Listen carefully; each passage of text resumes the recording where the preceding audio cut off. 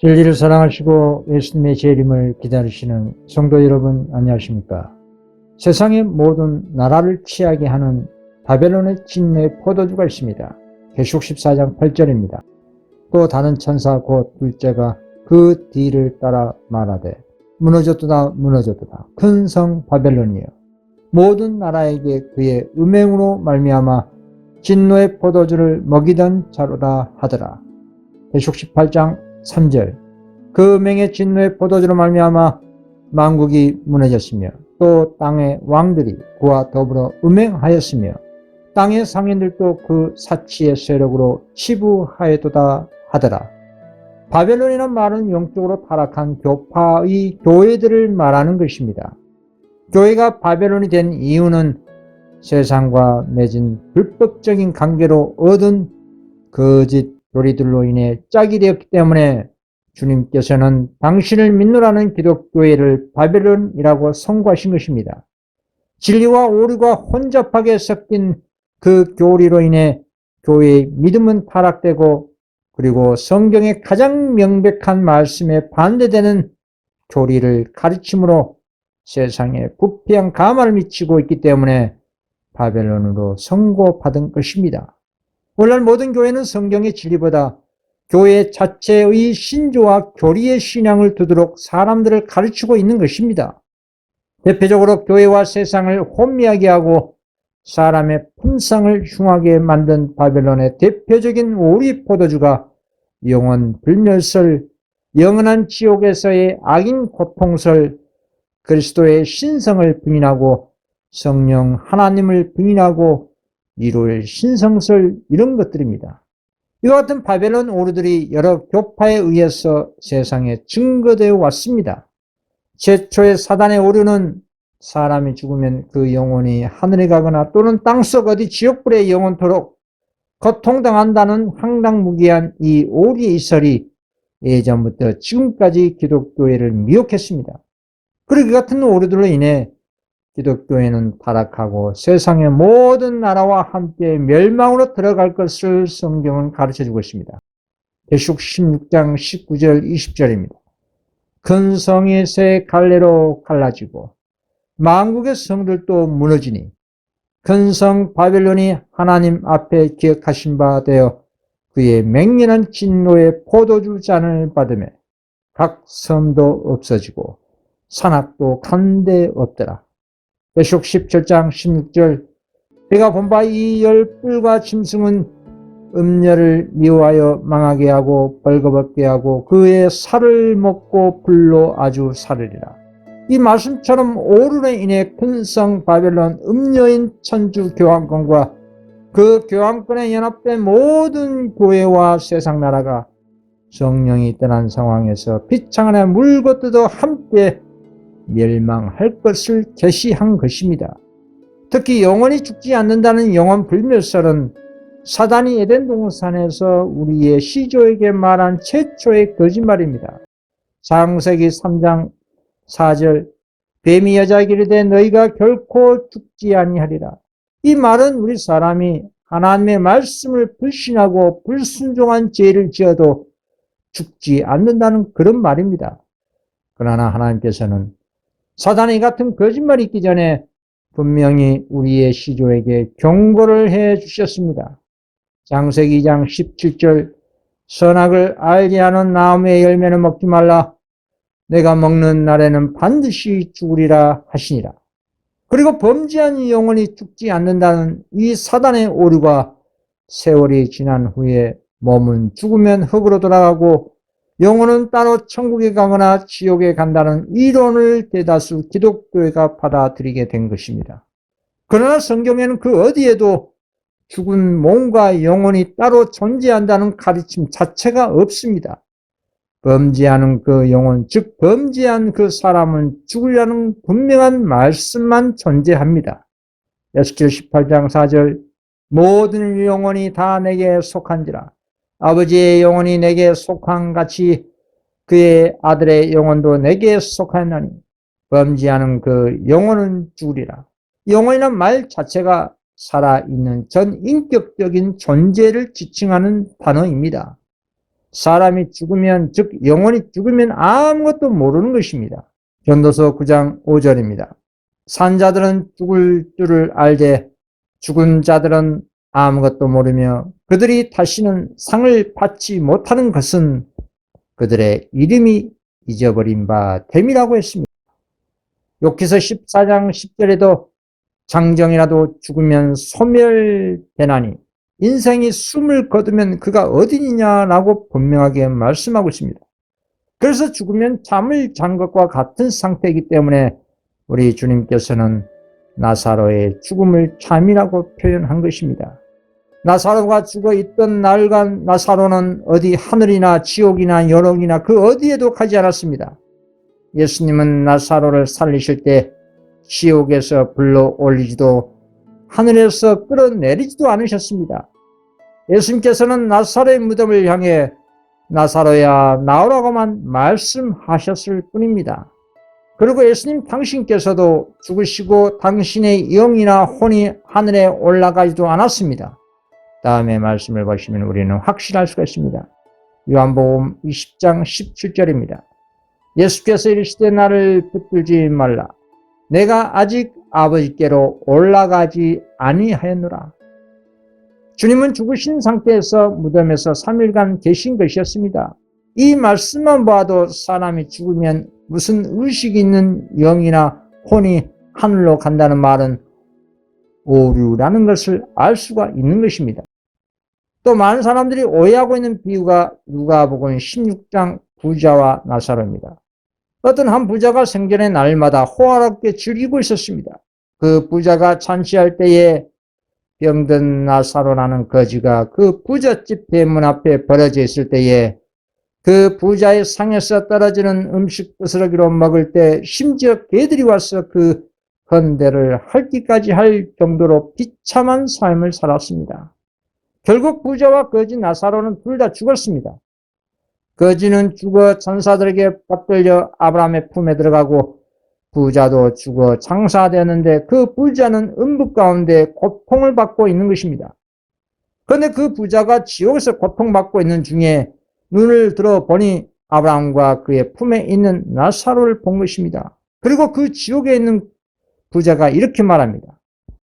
누가복음 16장 23, 24절입니다.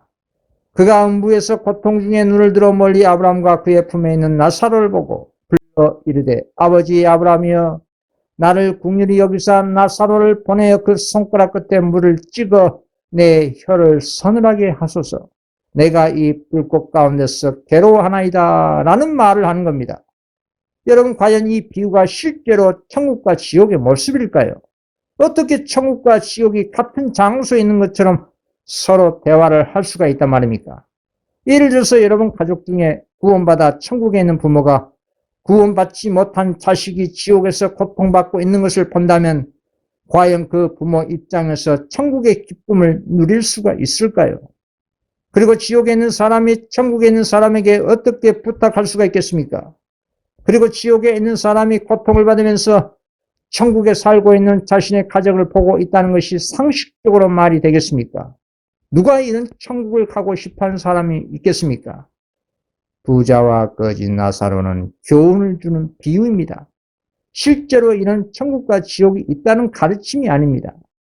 주님께서는 부자와 나사로의 비유를 통해 사람들의 영원한 운명은 우리 자신이 이 세상에서 어떻게 사냐에 따라 결정된다는 것을 보여주신 비유입니다.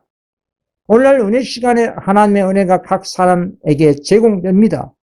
그러나 사람이 만일 자기 만족을 위해 자신들에게 주어진 기회를 헛되이 보내게 되면 그 사람은 스스로 자신을 영생에서 끊어버리는 것이 된다는 것입니다. 이 비유는 하나님을 의지하는 부자와 하나님을 의지하는 가난한 사람을 서로 대조해서 묘사한 것입니다. 예수님께서는 이 두 계급의 사람들의 처지가 뒤집어질 때가 오고 있음을 보여주신 것입니다. 비록 이 세상에서는 물질적으로 가난하지만 하나님을 의지하고 고난을 참는 자들은 높임을 받게 되는 날이 올 것입니다. 그 날이 우리 예수님의 재림의 날에 생명의 부활로 일어나게 되는 것입니다. 이 부자는 하나님과 사람을 공공연하게 무시한 그런 사람이 아니었습니다. 그런 아브라함의 아들이라고 주장하는 자였습니다. 그 부자는 거지를 난폭하게 대하거나 보기 싫다고 해서 쫓아버리지도 않았습니다. 가련하고 보기 싫은 거지가 문에 앉아서 들어오는 자기를 보고 위로받을 수 있다면 그 부자는 그 거지가 거기 있는 것을 기꺼이 허락해 주었습니다. 그러면 그 부자의 잘못은 무엇일까요? 그 부자의 죄는 고난 가운데 있는 그 형제의 궁핍에 대해서 무관심했다는 것입니다. 그 당시에는 병자를 치료하는 병원이 없었습니다. 하나님의 섭리는 병자와 가난한 자들이 당신께서 재물을 맡겨주신 부자들의 도움과 동정을 받을 수 있도록 하기 위해 그 가난한 사람들을 그 부자들의 눈에 띄는 곳에 있게 섭리한 것이었습니다. 이 비유의 거지와 부자도 이와 같은 환경 가운데 있었던 것입니다. 나사로는 도움이 크게 필요한 가난하고 병자였습니다. 나사로는 친구도 없고 집도 없고 돈도 없고 먹을 것도 없었습니다. 그럼에도 불구하고 나사로는 매일같이 이런 불행한 처지에 있도록 내버려진 반면에 그 부자는 부족한 것이 없이 호화롭게 살았습니다. 자기 동포들의 곤란한 사정을 넉넉히 도울 수 있는 사람이 오늘날에도 이 부자처럼 자기 자신만을 위해 살고 있다면 그 사람의 운명은 어떻게 될까요? 이런 궁핍하고 고통당한 사람들에게 우리의 음식과 재물을 나눠주기를 무관심한다면 분명히 정죄받게 될 것을 가르쳐주고 있는 그런 비유인 것입니다. 그래서 성경은 모든 탄심은 우상 숭배한 죄로 선고하는 것입니다. 골로새 3장 5절 그러므로 땅에 있는 지체를 죽이라. 곧 음란과 부정과 사욕과 악한 종욕과 탄심이니 탄심은 우상 숭배니라. 하나님께서 부자를 당신의 재물을 맡은 청직으로 삼았습니다. 거지와 같은 처지에 있는 사람들을 돌보는 것이 부자들의 의무입니다. 그래서 다음과 같은 명령이 주어진 것입니다. 신명기 6장 5절입니다. 너는 마음을 다하고 성품을 다하고 힘을 다하여 내 하나님 여호와를 사랑하라. 이웃 사랑하기를 내 몸같이 하라. 레위기 19장 18절. 부자는 유대인이었기 때문에 이와 같은 하나님의 명령을 잘 알고 있었습니다. 그러나 그 부자는 자기에게 위탁된 하나님의 재물을 창조주를 높이고 가난한 자를 돌보는 대신에 자기 자신만을 높인 일에 사용했습니다. 반대로 가난한 나사로는 날마다 고생을 당하고 온갖 고난을 참으면서 그리스도를 위하여 증거하였고 자기 믿음에 대한 시험을 잘 견뎌내다가 죽은 것입니다. 나사로는 그리스도를 믿으면서 고통당하는 가난한 사람을 대표한 사람입니다. 후일에 나팔 소리가 나고 무덤 속에 있는 모든 사람이 그리스도의 음성을 듣고 나올 때에 그들은 상급을 받게 될 것입니다. 만약에 오늘날 죽은 자의 혼이 천국에 있다면 예수님의 재림은 아무 의미가 없습니다. 이미 당신의 자녀들이 천국에 있는데 무엇하러 이 지구에 다시 오실 필요가 있다는 말입니까? 마태복음 26장 64절 예수께서 이르시되 내가 말하니라. 그러나 내가 너에게 이르노니 이후에 인자가 권능의 우편에 앉아있는 것과 하늘 구름을 타고 오는 것을 너희가 보리라 하시니. 그리고 악인들을 심판할 필요도 없겠지요. 왜냐하면 이미 악인들은 죽어 그 영이 지옥불에 고통당하고 있는데 무엇하러 예수님께서 심판하러 오신다는 말입니까? 그래서 사단의 이 영혼 불멸설, 영혼 지옥설 이런 오류는 사단이 만든 오류 가운데 가장 저급한 오류라는 것입니다. 이런 사단의 오류에 속아서는 안 될 것입니다. 그러면 왜 예수님께서는 오늘날 사람들이 오해할 만한 이런 비유를 통해 복음을 증거하신 것일까요? 예수님께서는 그 당시 유대인들 중에 오늘날처럼 사람이 죽으면 육신과 별도로 어떤 영이나 혼 이런 의식을 갖고 있다는 교리를 믿는 사람들이 있었습니다. 그래서 그 당시 영혼 불멸설과 영혼 지옥설을 믿는 그들의 눈높이에서 이 비유로 말씀하신 것입니다. 예수님께서 말씀하신 부자와 나사로의 비유의 핵심은 사람이 죽은 후에 다시 구원을 얻을 수 있는 기회를 갖지 못한다는 것을 그 당시 사람들에게 이해시키고자 하신 것이었습니다. 그래서 이렇게 비유적으로 말씀하신 것입니다. 예, 너는 살았을 때 내 좋은 것을 받았고 나사로는 고난을 받았으니 이것을 기억하라. 이제 저는 여기서 위로를 받고 너는 고민을 받느니라. 이뿐 아니라 너희와 우리 사이에 큰 구름이 끼어 있어 여기서 너희에게 건너가고자 하되 할 수 없고 저기서 우리에게 건너올 수도 없게 하니라. 이렇게 하신 말씀은 우리 사람이 죽으면 2차 은혜의 시간이 없다는 것을 말씀하시고 있는 겁니다. 그래서 오직 우리가 지금 살아있는 현세에서만 사람에게 영생을 위해 준비할 기회가 주어진다는 것을 교훈해 주고 있는 것입니다. 그리고 누가복음 16장의 결정적인 교훈은 참된 회개와 거듭남은 죽은 사람이 일어나는 기적을 보고 일어나는 것이 아니라 하나님 말씀을 통해 역사하시는 성령으로 이루어진다는 것을 결론 내리시기 위해서 예수님께서 마지막으로 이렇게 말씀하신 것입니다. 누가복음 16장 31절 이르되 모세와 선지자들에게 듣지 아니하면 비록 죽은 자 가운데서 살아나는 자가 있을지라도 건함을 받지 아니하리라 하였다 하십니다. 자, 그리고 사무엘상 28장을 보겠습니다. 하나님과 분리된 이스라엘 사울 왕은 죽은 사무엘을 엔돌 무당을 통해 접신을 시도합니다. 사무엘상 28장 8절입니다. 사울이 다른 옷을 입어 변장하고 두 사람과 함께 갈새 그들이 밤에 그 여인에게 이르러서는 사울이 이르되 청하노니 나를 위하여 신접한 술법으로 내가 내게 말한 사람을 불러 올리라 하니 과연 사울이 엔돌 무당에게 의뢰한 그 사무엘이 진짜 사무엘의 영일까요? 그리고 결국 엔돌 무당은 사무엘의 영을 불러냈습니다. 사무엘상 28장 13절입니다. 왕이 그에게 이르되 들어가지 말라 내가 무엇을 보았냐 하시니 여인이 사울에게 이르되 내가 영이 땅에서 올라오는 것을 보았나이다 하는지라. 자, 그런데 죽은 사무엘은 의인인데 어떻게 하늘에서 내려오지 않고 땅에서 그 사무엘 영이 올라올 수 있을까요? 육체와 분리된 어떤 의식의 혼이 있다면 의인 사무엘의 영혼은 천국에서 내려와야 맞을 것입니다. 그리고 하나님은 분명히 무당을 살려두지 말라는 명령에 사울은 주님의 명령에 따라 신접한 자와 박수를 그 땅에서 쫓아냈습니다. 사무엘상 28장 3절 사무엘이 죽었으므로 온 이스라엘이 그를 두고 슬피 울며 그의 고향 라마에 장사했고 사울은 신접한 자와 박수를 그 땅에서 쫓아냈더라. 이렇게 주님께서는 사단의 친백성인 무당을 죽이라고 그리고 쫓아내라고 하신 분이 어떻게 무당의 말을 듣고 사무엘의 영혼을 땅에서 올려 보낼 수가 있냐 이 말입니다. 그리고 죽은 사무엘의 영이 사울의 죽음을 예견할 때도 내일 죽는다고 하였습니다. 그러나 블레셋과 전쟁에서 사울과 그 자식들은 7일 후에 죽었습니다. 한마디로 죽은 사무엘의 혼은 진짜 사무엘의 영이 아니라 사단이 사무엘의 모습으로 변장해서 나타난 것입니다. 성경은 사단도 자기를 광명의 천사로 가장한다고 했습니다.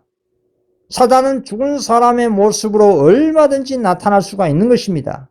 사단은 마지막 때 최고의 기만인 그리스도로 광이 찬란한 모습으로 자신을 사람들 앞에 나타나 자신이 그리스도라고 거짓말하면서 안식일이 첫째 날로 변경되었다고 거짓말을 하는 것입니다. 이렇게 죽은 자의 형상으로 변장하는 것은 사단에게 너무나 쉬운 일입니다. 그래서 영혼 불멸설 이런 사단의 오류에 속아서는 안 될 것입니다. 그리고 그와 같은 오류의 교회에서 속히 나오라는 것이 하나님의 마지막 경고의 음성입니다. 계시록 18장 4절 내가 들으니 하늘로부터 다른 음성이 나서 이르되 내 백성아 거기서 나와 그의 죄에 참여하지 말고 그가 받을 재앙들을 받지 말라. 성경의 가르침은 사람이 그 호흡이 끊어지면 흙으로 돌아가서 당연히 그 도모가 소멸을 한다고 했습니다.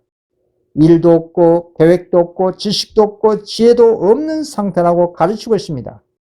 또한 다윗은 죽어 장사되어 하늘에 올라가지 못하여 그 묘가 오늘까지 우리 중에 있다고 6월절 설교에서 베드로는 선포했습니다.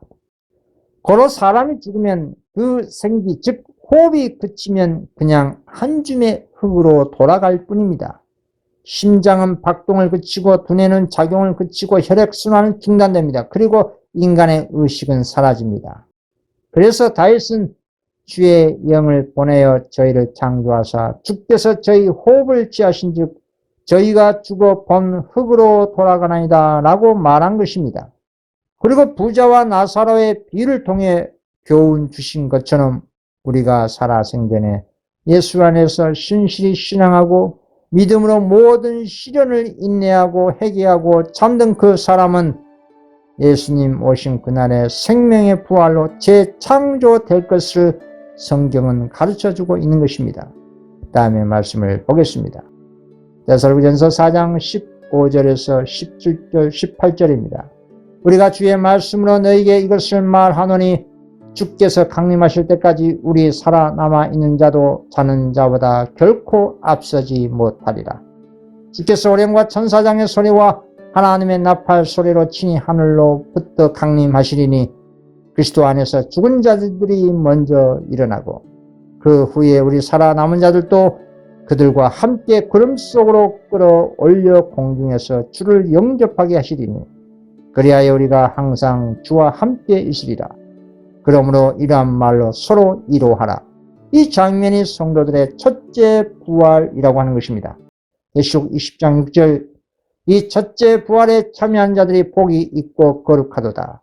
둘째 사망이 그들을 다스린 권세가 없고 도리어 그들이 하나님과 그리스도의 제사장이 되어 1000년 동안 그리스도와 더불어 왕노릇하리라. 그러면 악인들은 어떻게 될까요? 예수님께서 죽은 성도들을 생명의 부활로 재창조하셔서 하늘로 데리고 가신 후에 이 땅에 구원받지 못한 악인들은 1000년 동안 죽어 있다가 천년기 후에 다시 예수님께서 이 지구에 오셔서 악인들을 부활시켜 하늘의 불로 완전히 태워 소멸시키는 것입니다. 이것이 악인에 대한 둘째 사망 집행 심판인 것입니다. 또는 일시적인 지옥이라고 하는 것입니다. 하나님께로 내려온 불비로 죄와 사망과 악인과 사단과 그 타락한 천사들을 완전히 태워 소멸시키는 말씀을 보겠습니다. 계시록 20장 7절에서 9절입니다. 1000년이 참에 사단이 그 옥에서 놓여 나와서 땅의 사방 백성 곧 곡과 마곡을 미혹하고 모아 싸움을 붙이리니 그 수가 바다의 모래 같으리라. 그들이 지면에 널리 퍼져 성도들의 징과 사랑하시는 성을 두르매 하늘에서 불이 내려와 그들을 태워버리고